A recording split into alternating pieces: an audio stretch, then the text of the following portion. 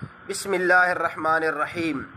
میرے محترم سامعین و ناظرین، آج جو میں آپ کی خدمت میں مسئلہ پیش کروں گا وہ یہ ہے کہ پانی والی ٹنکی میں جس سے وضو کیا جاتا ہے، غسل کیا جاتا ہے، نمازوں کے لیے اس پانی کو استعمال کیا جاتا ہے، کوئی پرندہ گر جاتا ہے، پھر وہ مر جاتا ہے، یہاں تک کہ وہ پھول اور پھٹ بھی جاتا ہے، تو اب مسئلہ یہ ہے کہ اس پانی سے پڑھی گئی جو نمازیں ہیں، اس پانی سے وضو کیا اور پھر جو جتنی نمازیں پڑھی ہیں، اب ان نمازوں کا کیا بنے گا؟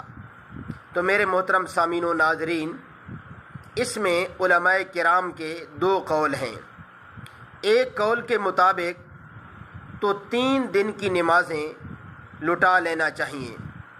ظاہر بات ہے، جب ایک پرندہ ٹنکی میں گرتا ہے، مر جاتا ہے، پھول جاتا ہے، پھٹ جاتا ہے، تو اس سے پتہ چلتا ہے کہ کافی دنوں سے یہ پرندہ ٹنکی میں موجود تھا۔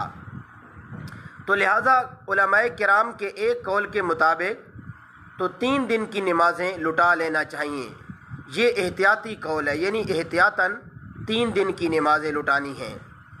اور دوسرے قول کے مطابق کہ جس وقت پتہ چلا کہ پانی ناپاک ہو چکا ہے، بس اسی وقت ہی پانی کے اوپر نجاست اور پلیدی کا حکم لاگو ہوگا، لہٰذا اسی وقت ہی کی نماز لٹا لینا چاہیے۔